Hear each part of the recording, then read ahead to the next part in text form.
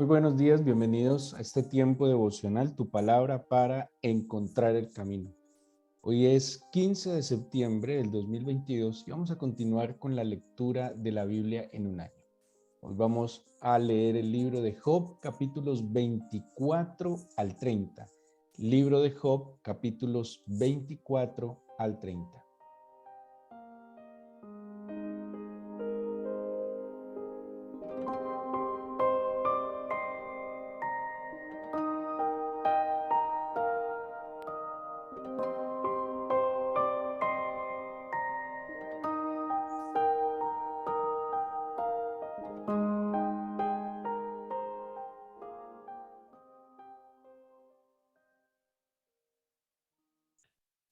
Bueno, quisiera que resaltáramos dos capítulos, especialmente de los que nos corresponde hoy la lectura. Sería muy bueno que el tiempo les dé de manera personal poder leer todos los capítulos. Bueno, sigue Job con sus amigos, en sus disertaciones, en sus discusiones, en su defensa Job, en sus acusaciones, los amigos. Pero quisiera resaltar dos capítulos, el 28 y el 29. El 29, primero, algo que me llamó mucho la atención y es cómo Job expone cómo era su comportamiento y su estilo de vida. Muy importante, me parece. Dice, bueno, ¿qué tenemos nosotros que hemos leído hasta aquí de Job? Que era un hombre perfecto, dice recto, temeroso del Señor, era un hombre prudente. Pero aquí vamos a ver algunos detalles de lo que era la vida de Job. Me llamó mucho la atención porque de verdad a veces en la ligereza que tuvieron los amigos de Job fue simplemente decirte que él tenía que haber cometido unos pecados muy grandes para que le hubiese sobrevenido semejante aflicción, semejantes dificultades. Y Job, en medio de su defensa, aquí va a explicar incluso cómo sería o cómo era su vida. Bueno,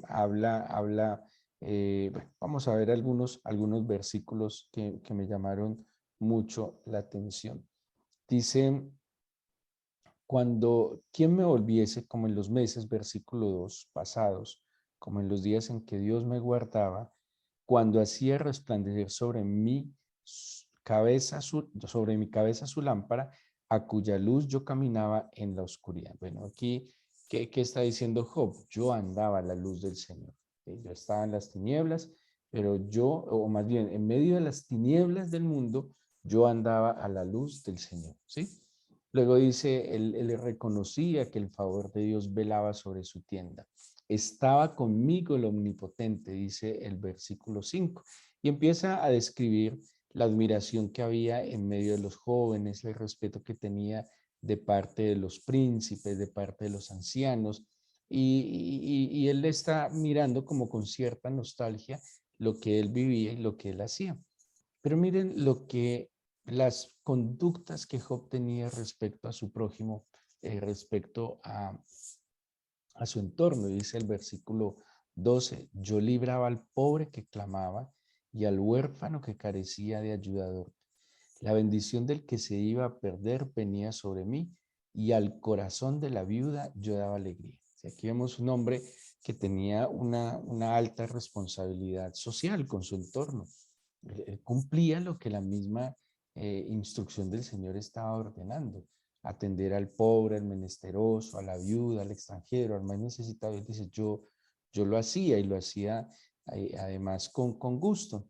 Dice el versículo 14, me vestía de justicia, ella me cubría, como manto y diadema era mi rectitud.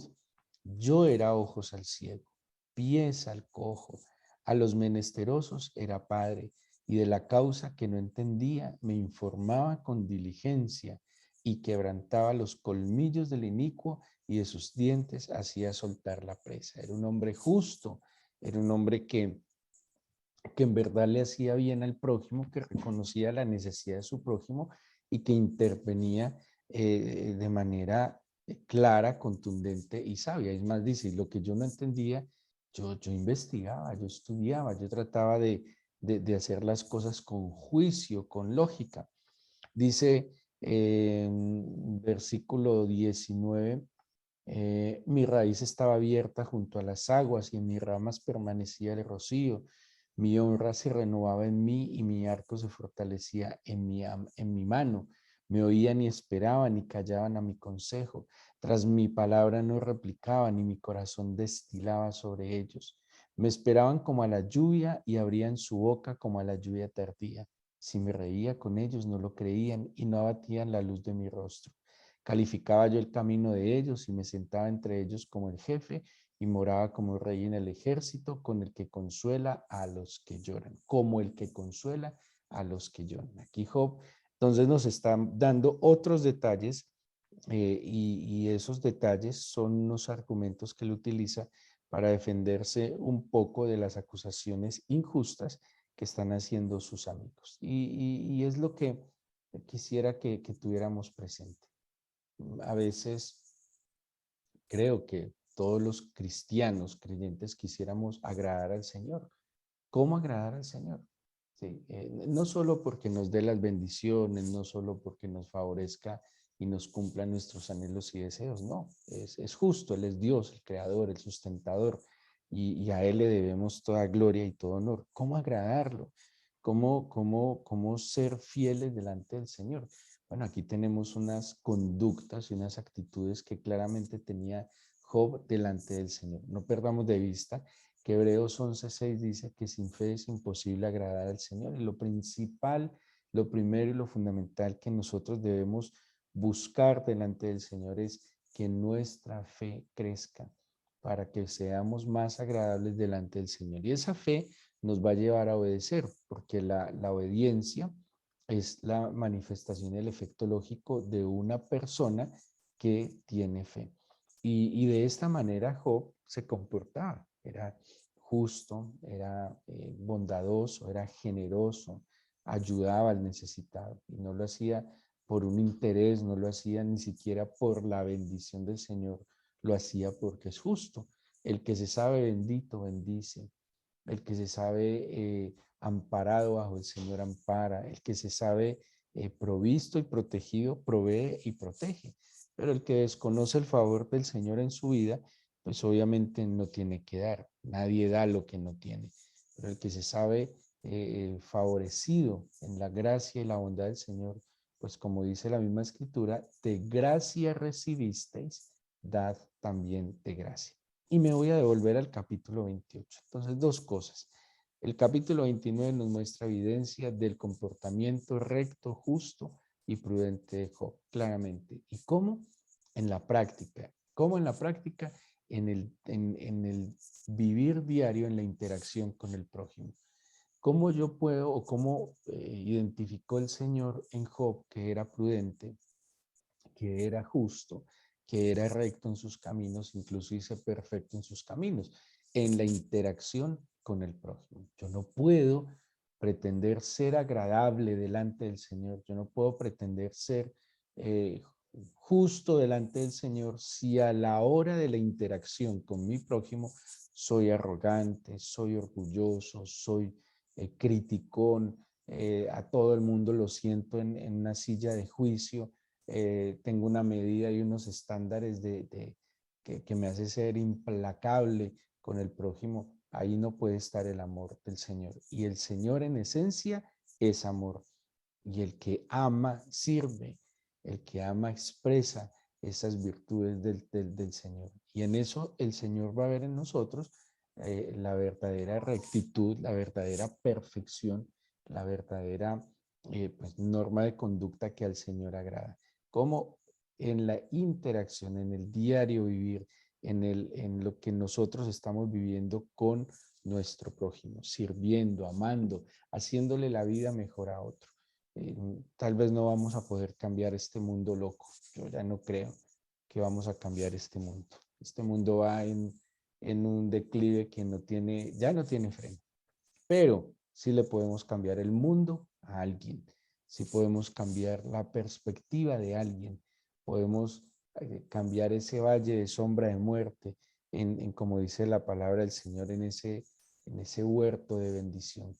Y es lo que nosotros deberíamos procurar, Así sí se cambia el mundo de una familia que está tal vez en disolución, el mundo de un joven que tal vez está sin esperanza, el mundo de una pareja que está a punto de perderse, el mundo de un niño que ya no tiene alegría. Eso sí lo podemos hacer. Y de esa manera creería yo que podemos incluso lograr una expresión de agrado de parte del Señor. La evangelización, a veces a la iglesia se le olvida la evangelización, y la evangelización no es sumar adeptos para una congregación. La evangelización no es un tema de estadísticas ni de números, de llenar o poblar las iglesias o los templos. La evangelización es llevar las buenas nuevas de Jesucristo, y las buenas nuevas de Jesucristo implica sus virtudes. ¿Cuáles son las virtudes esenciales de nuestro Señor? Su amor, el gozo, la paz, la humildad, el perdón de pecados, la salvación, la salud integral, que se sane el espíritu, que sea sana el alma, que sea sano el cuerpo. Eso es el Evangelio. El Evangelio no es entonces un tema de resultados. El Evangelio es un compromiso moral y social de que si yo lo he recibido, ¿cómo no lo voy a compartir con otros? No se trata ni siquiera de vender una congregación, un pastor, una ideología, una doctrina, un dogma. No, se trata de llevar la verdad que trae libertad, la esperanza a las personas y a su propio mundo, donde seguramente están perdidos absolutamente. Eso es lo que hacía Job. De alguna manera Job llevaba las buenas nuevas. Lo que vivía con el Señor lo traducía en su diario vivir, haciéndole bien al prójimo. Eso glorifica al Señor. Claro, no podemos perder de vista el culto, la adoración, la búsqueda de su rostro, enderezar nuestros pasos, pero ¿dónde en verdad está el anuncio de las virtudes del Señor, de la iglesia de Cristo al mundo entero? Y el capítulo 28 pues plantea dos necesidades que tiene este mundo, que ha tenido este mundo, y pues que en este momento pues se sigue teniendo. Es la búsqueda de la inteligencia y la sabiduría. Bueno, ¿dónde buscar esa inteligencia? ¿Dónde buscar esa sabiduría? El ser humano, ¿para qué quiere más inteligencia? ¿Para qué quiere más conocimiento? Hoy los seres humanos están mucho más preparados que en la antigüedad. Solo calculen todo lo que implica un profesional con todas sus especializaciones, maestrías, posgrados, doctorados y todo lo que implica. Hay mucho conocimiento, hay mucha, bueno, más bien podría decir, hay mucha información. No sabemos en verdad qué tanto conocimiento, no sabemos en verdad qué tanta sabiduría e inteligencia, pero hay un hambre en el ser humano de conocer, hay un hambre en el ser humano de aparentemente ser sabio. Pero ¿qué es la sabiduría? ¿Pero qué es el verdadero conocimiento? ¿Dónde está en verdad la inteligencia? Y el capítulo 28 plantea esa búsqueda que el hombre ha tenido desenfrenadamente de la sabiduría y de la inteligencia. Solo que no, o por lo menos en este tiempo, esta es la generación que nos tocó y lo que evidenciamos, no vemos en verdad que el fin sea la sabiduría o la inteligencia del conocimiento. Más bien se tiene como un medio. Eh, por ejemplo, la gente no va simplemente a estudiar porque quiera aprender en la vida. Generalmente hasta en la elección de qué se va a estudiar, los muchachos están buscando es qué me puede generar mayores dividendos. Los muchachos de ahora, los muchachos de hace 10 años, de hace 20 años, de hace 30 años. Tanto así que por eso nuestros muchachos hoy en día ya no quieren estudiar, porque encontraron otros medios de conseguir dinero sin necesidad de quemarse las pestañas adquiriendo conocimiento, inteligencia o sabiduría. No hay que ser muy inteligente hoy en día para conseguir dinero. Y muchos creen, faltos de conocimiento, que el fin y el propósito de la existencia es tener. Y por eso no se preparan para el hacer y mucho menos mejoran su ser. ¿Sí? Y por eso cualquiera hoy, como le escuchaba a alguien, se levanta recién en la mañana, coge un micrófono, empieza a bostezar y se vuelve un cantante famoso. ¿sí? Millonario, llena estadios, arrastra a la gente. Entonces, ¿qué ve la juventud? Pues como el fin es el dinero, la fama, el reconocimiento, el lujo, la apariencia, pues ¿para qué vamos a buscar conocimiento, inteligencia, sabiduría si hoy en día se puede tener estas cosas sin esfuerzo alguno? Pero en la antigüedad, años atrás, el propósito de adquirir sabiduría e inteligencia era porque a través de ellas se lograban en verdad objetivos en la vida. Hoy, lastimosamente, no hay tanta necesidad, pero hay un hambre, una necesidad de saber, de conocer. Quien tiene y quien ha tenido a través de la historia el conocimiento, quien ha tenido y tiene la información, de alguna manera ha tenido el poder para dominar. Por eso un pueblo indocto, un pueblo ignorante, es un pueblo que definitivamente es preso, esclavo, limitado y dominado. Y una manera de mantener a un pueblo sumido en o más bien, sí, humillado, sometido, más bien es la palabra más correcta, es también a través de la desinformación o de la mala información y de la poca enseñanza e instrucción. Un pueblo que se instruye es un pueblo que piensa, es un pueblo que analiza, es un pueblo que argumenta y que no le van a meter los dedos en la boca. Eso, y en eso tenemos que reconocer lo que ha hecho el pueblo judío a través de su historia: instruir, enseñar, capacitar, y no solo desde los aspectos religiosos, sino en todo sentido, lo que tiene que ver en la vida misma. Y un pueblo instruido es un pueblo que se libera, pero obviamente un pueblo que se instruye fundamentalmente en los principios y en las verdades bíblicas, no simplemente en dogmas, en doctrinas de hombres, sino en lo que en esencia la Escritura nos enseña, y es el conocimiento del Altísimo, el conocimiento del Señor. Y eso es lo que plantea el capítulo 28 de Job. Dice, bueno, dice dónde la buscan, cómo la buscan, pero quisiera mirar el versículo 12, después como de demostrar que el hombre está buscando sabiduría y conocimiento. Dice el versículo 12, ¿dónde se hallará la sabiduría? ¿Dónde está el lugar de la inteligencia? No conoce su valor el hombre. Job dice, el hombre no sabe en verdad qué es ser sabio y qué es la verdadera inteligencia. No se halla en la tierra de los vivientes. El abismo dice, no está en mí. El mar dijo, no, ni conmigo. No se dará por oro. No se puede negociar y comprar con la sabiduría, ni su precio será a peso de plata. No puede ser apreciada con oro de Ofir, ni con ónice precioso, ni con zafiro. El oro no se le igualará, ni el diamante, ni se cambiará por alhajas de oro fino. No se hará mención de coral ni de perlas. La sabiduría es mejor que las perlas preciosas. Impresionante. Bueno, piedras preciosas. Lo que está diciendo aquí Job. No hay manera de que alguien con recursos materiales adquiera un poco de sabiduría. Dice el versículo 19, no se igualará con ella el topacio de Etiopía, no se podrá apreciar con oro fino. ¿De dónde, pues, vendrá la sabiduría? ¿Y dónde está el lugar de la inteligencia? Entonces, eso es lo que está diciendo Job. Mire, no están las cosas, no están los lugares de este mundo. Allí no está la inteligencia y la sabiduría, allí no la van a encontrar. Dice el 21, encubierta está a los ojos de todo viviente, y a toda ave del cielo es oculta. El Abadón y la muerte dijeron, su fama hemos oído con nuestros oídos. Dios entiende el camino de ella y conoce su lugar, porque Él mira hasta los fines de la tierra y ve cuánto hay bajo los cielos, al dar peso al viento y poner las aguas por medida. Cuando Él dio la ley a la lluvia y caminó al relámpago de los truenos, entonces la veía él y la manifestaba. La preparó y la descubrió también. Y dijo al hombre, he aquí que el temor del Señor es la sabiduría y el apartarse del mal, la inteligencia. Es impresionante.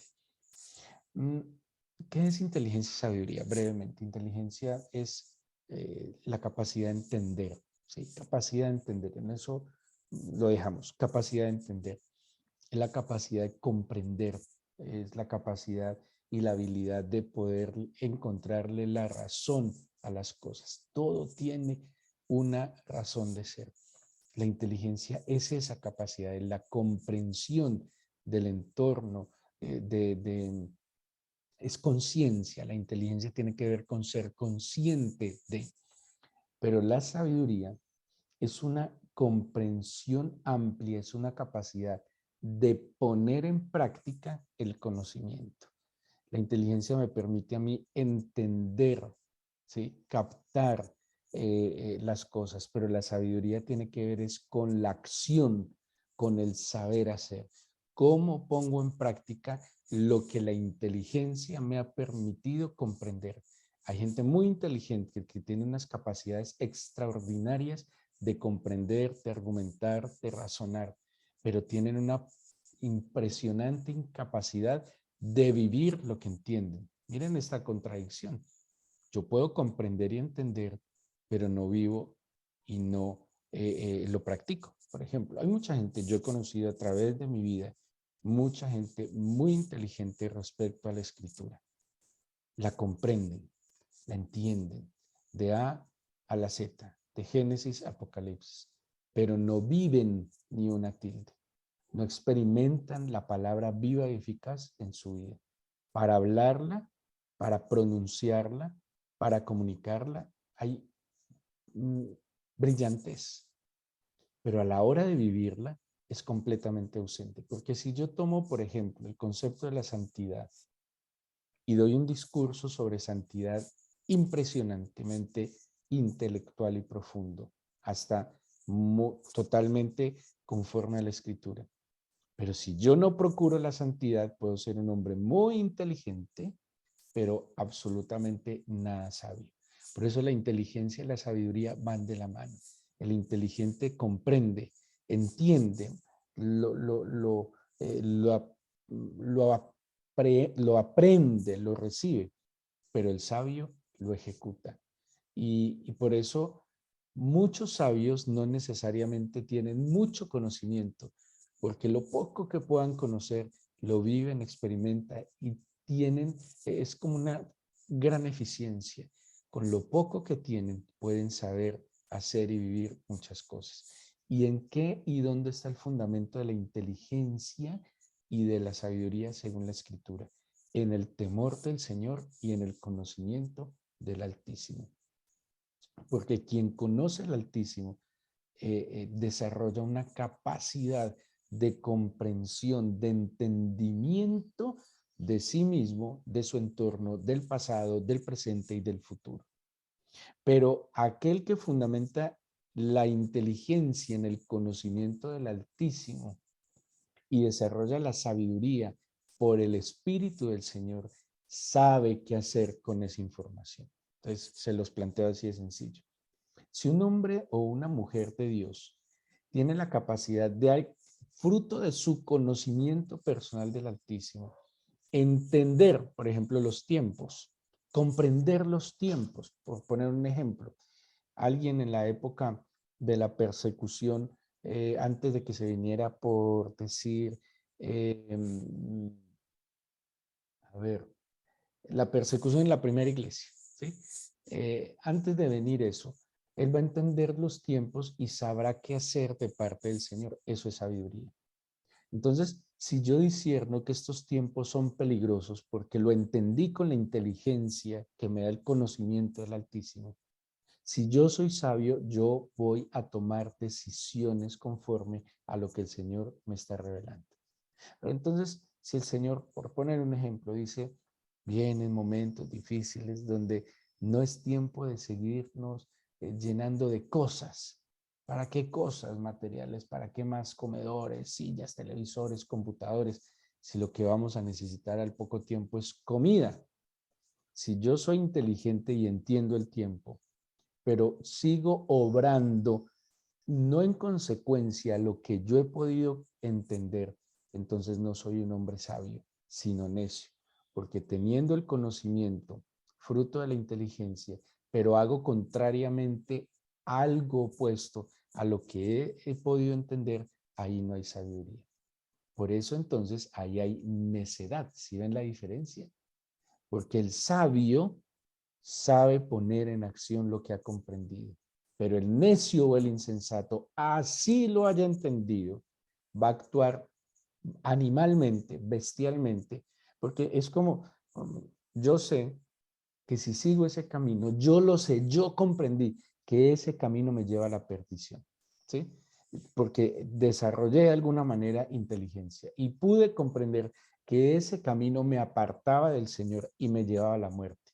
¿Saben qué hace el necio? Se va desbocado por ese camino. Pero si además de inteligente, porque pudo comprender y discernir a dónde lo llevaba ese camino, toma la decisión de dejar ese camino y seguir el camino que le indica el Señor, ese hombre es sabio. Y eso es lo que nos está diciendo Job. Ni la inteligencia ni la sabiduría se compra. No está en este mundo. No la vamos a encontrar en este mundo. Solo está en el Señor. Si son curiosos, les recomiendo el capítulo 2 de Proverbios, el capítulo 8 de Proverbios. Y por ejemplo, en el capítulo 2 lo titulan los editores bíblicos Excelencias de la Sabiduría. Se van a dar cuenta los beneficios de haber alcanzado sabiduría. Pero, insisto, sabiduría no es simplemente conocer y entender. Sabiduría es qué voy a hacer con esa información, con ese entendimiento, con ese discernimiento. Y lastimosamente este mundo tiene muchos inteligentes, aún bíblicos, espirituales. Hay mucha inteligencia espiritual. Es hasta un concepto del cual predicamos, anunciamos, hablamos. Hay conferencias, seminarios, de todo lo que quieran sobre inteligencia emocional, perdón, espiritual. ¿Y la sabiduría? ¿Qué estamos haciendo con esa información? ¿Qué estamos haciendo con los principios de la verdad bíblica? Hace poco estudiábamos una advertencia que hacía Ezequiel y Jeremías. Ojo, si no solo voy a atender a unos personajes, Noé, Job, Daniel. Si yo tengo una información, pero no estoy comportándome conforme a esa información, me falta sabiduría. ¿Y qué dice la Biblia? Si a alguno es falta de sabiduría, pídala al Señor, pídala con fe que Él es capaz de darla. Y pidámosle eso al Señor. Si estamos aprendiendo una letra diaria, Señor, ¿qué hacemos con esa letra? ¿Para qué es esta información que nos estás concediendo?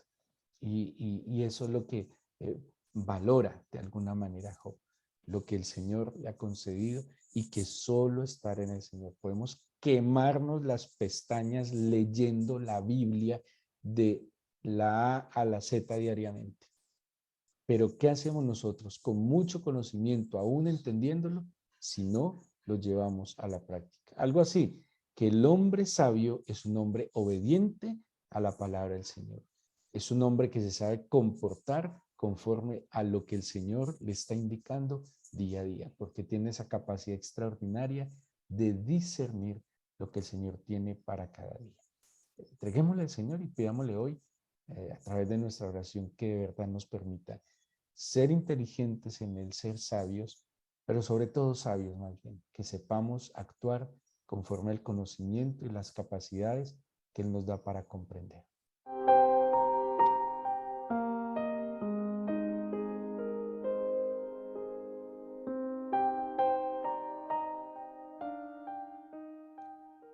Toma mi corazón, Señor, digámosle así, y dame entendimiento y comprensión de la verdad.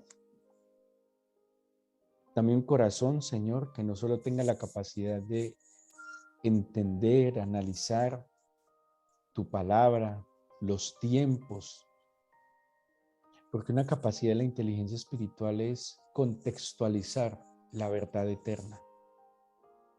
La inteligencia espiritual sí nos permite identificar los tiempos, sí nos permite identificar, Señor, y comprender el escrito de tu palabra eterna en el tiempo presente y también en el futuro. Pero, ¿de qué nos sirve tener una información si no hacemos lo que debemos hacer con esa información? ¿De qué me sirve, Señor, comprender una cantidad de verdades eternas si no me lleva a actuar conforme a esas verdades? Eso es sabiduría. El sabio, cuando entiende, cuando discierne, se mueve en esa dirección. Es que tiene que haber mucha insensatez, Señor, en nuestro corazón y mucha necedad, que sabiendo las cosas, comprendiendo las cosas, seguimos actuando de manera opuesta a ellas. Pidámosle en la misericordia, en la bondad del Señor, con humildad, que en verdad seamos hombres y mujeres sabios, entendidos, obedientes, y que la luz de su Espíritu nos acerque a Él. Que la luz de su Espíritu nos ayude a salir de las tinieblas que nos esclavizan y que en la verdad seamos libres. Bendícenos con la luz de tu verdad, pero sobre todo con el poder de tu Espíritu para actuar decidida y determinadamente, Señor, en pos de ti.